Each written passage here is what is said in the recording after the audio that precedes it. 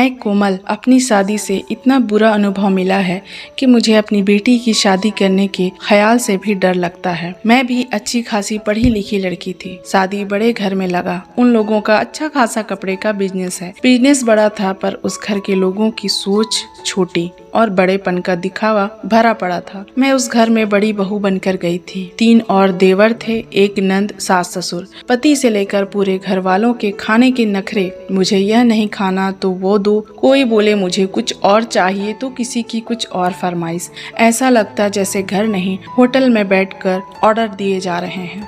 अपना पूरा वक्त बस किचन में ही झोंक दो। थोड़ा ऊंच नीच हो जाए तो सास से पहले नंद ताने मारती, जो कि मुझसे उम्र में और रिश्ते में भी छोटी थी। मैं बस पूरे दिन में कुछ देर के लिए ही अपने कमरे में जाती कमर सीधी करने को, पर मेरे आंसू नहीं रुकते। मैं कमरे में जाकर खूब रोया करती थी। अपने मायके खबर नहीं लगने देती कि मेरे साथ क्या हो रहा है। कमरे से बाहर जाने में थोड़ी लेट हो जाए तो सास ऐसी सुई चुभने जैसी बातें बोलती कि सीधे सीने को जा लगती। कभी अपने दिल की बात पति से बोलूं तो वो भी सुबह होते ही सारी बातें अपनी माँ को बताकर चले आते। फिर क्या, मेरे लिए वह घर घर नहीं कोर्ट बन जाता था। मैं मुजरिम, पर यहाँ मुझे सफाई देने का मौका भी नहीं मिलता था, बस सजा ही मिलती थी। शादी को 6 महीने हो गए थे, पर घर से बाहर क्या है ये भी देखना नसीब में ना होता। मेरे लिए वह घर जेल से कम ना था। पर शादी के 1 साल पूरा होते होते घर से बाहर जाने का मौका मिला। मैं माँ बनने वाली थी। डॉक्टर के पास जो जाना था। तीज त्योहार में भी घर से बाहर निकलना ना होता।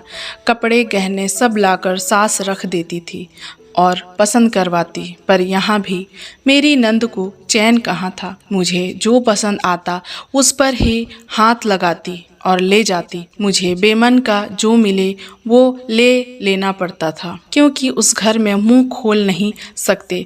मुझे याद है मेरी शादी के बाद पहला त्योहार था।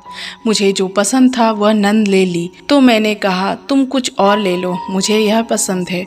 तुम तो दुकान पर भी जाकर ले सकती हो। इस बात को मेरे पति के सामने इस तरह से बताया गया कि उनको मुझ पर हाथ उठाना पड़ा। तब से अब जो मिले मैं रख लेती हूँ। मैं पेट से थी तब काफ़ी परेशानी होती थी। कभी उल्टी से परेशानी तो कभी चक्कर आते, पर उस वक्त भी मुझ पर किसी ने तरस नहीं खाया। मैं थोड़ा आराम करती, फिर उठकर काम करती और सभी की फरमाइश पूरी करती। उस पर भी ससुर जी को खाने में स्वाद नहीं मिलता तो वह बुलाकर कहते, तुम्हारे माँ बाप ने खाना बनाना नहीं सिखाया क्या? बस बात बात पर मेरे मायके वालों को बीच में ले आते और कड़वी बातें बोल मेरा दिल दुखाते। पूरे 8 महीने सबको सेवा देती रही। जब मेरी डिलीवरी का वक्त आया तो सास को मेरे मायके की याद आई। मैं बोली नहीं, मुझे नहीं जाना मायके। कुछ दिन बाद मैंने एक नन्ही सी जान को जन्म दिया। 2 दिन अस्पताल में रही और अस्पताल से ही मेरे सास और पति ने मुझे मेरे मायके भेज दिया। कितना स्वार्थी है दुनिया, सब अपना मतलब साधते हैं। मैं महीने भर मायके में रहकर घर आई तो नंद और देवर की शादी तय हो गई थी। मेरी बेटी को सास और नंद अपने पास रखते, पर जैसे ही मेरा काम खत्म होता उसे मेरे हाथों में पकड़ा कर चल देते।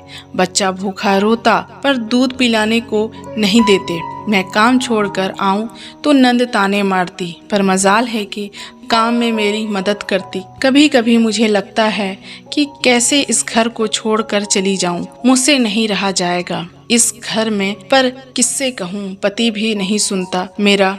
कुछ कहती तो बस मुझ पर हाथ उठाता है, मुझे मारता है। मुझे कभी कभी तो लगता कि मर जाऊं, पर बच्ची का मुंह देखकर जीने की चाह जाग जाती। कुछ दिनों बाद देवर और नंद की शादी हुई। देवरानी आई तो एक दूसरे से बातें कर अपना मन हल्का हो जाता। देवरानी को भी यह घर जेल सा लगता। मेरे पति दूसरे शहर में बिजनेस शुरू किए तो मुझे उस घर से छुटकारा मिला। अब तक बेटी भी बड़ी हो गई थी। मुझे लगा चलो उस जेल से तो निकली, पर मैं गलत थी। एक जेल से निकलकर दूसरे जेल जा पहुंची थी। मेरे पति और सख्त हो गए। कमरे की खिड़की से भी बाहर झांकने नहीं देते थे, ना ही किसी के घर जाने आने की इजाज़त देते। बस सारा दिन घर में ही मैं घुटकर रह जाती थी। मेरे पति हर महीने काम के बहाने दूसरे शहर जाते और वहाँ दूसरी औरतों के साथ अय्यासियाँ करते। मैं कुछ पूछती तो बस मारना शुरू कर देते। अगर कोई घर पर आए तो ऐसा दिखाते जैसे वह मुझसे बहुत प्यार करते हैं। एक बार मेरी बेटी 10th में कम नंबर लाई। रिजल्ट देख मुझे और मेरी बेटी दोनों पर बरस पड़े। जब गुस्सा शांत हुआ तो हमें बाहर घुमाने ले गए, खरीदारी कराई, खुश करने को। समझ नहीं आता ये कैसी मोहब्बत है। हमारी ज़रूरतों का पूरा ख्याल भी है। महंगे महंगे कपड़े, जूते, ज्वेलरी, किसी चीज़ की कमी नहीं होने देते। जो खाने को बोलो मिनटों में हाजिर हो जाता। सब था, पर दिली सुकून और इज्जत नहीं है इस घर में। वो कब खुश हो जाते और कब मारपीट शुरू कर देते कुछ पता नहीं चलता। मैं बस भगवान के सामने रोती और प्रार्थना करती। अपने पति के इन सब हरकतों से मैं आज डिप्रेशन की शिकार हो चुकी हूँ। अपने पापा के हरकतों की वजह से मेरी बेटी भी डरी हुई रहती है। अपने पति की अत्याचार से तंग आकर एक बार घर छोड़ मायके चली गई। ना बेटी की परवाह की, ना मैंने समाज की परवाह की। 2 महीने मायके में रही, तभी मेरे पति मुझसे माफ़ी मांगकर और ऐसा अब ना होगा सबसे बोलकर वादा किया और मुझे लेकर गए। कुछ दिन सब ठीक रहा, मगर कुछ दिनों बाद से वो फिर से वो ही हरकतें शुरू कर दी। मुझे ऐसा लगता है काश मैं इतना बर्दाश्त न करती तो आज मेरी ज़िंदगी कुछ और होती। पर अब मेरी आधी से ज़्यादा उम्र तो मार खा खा कर निकल गई।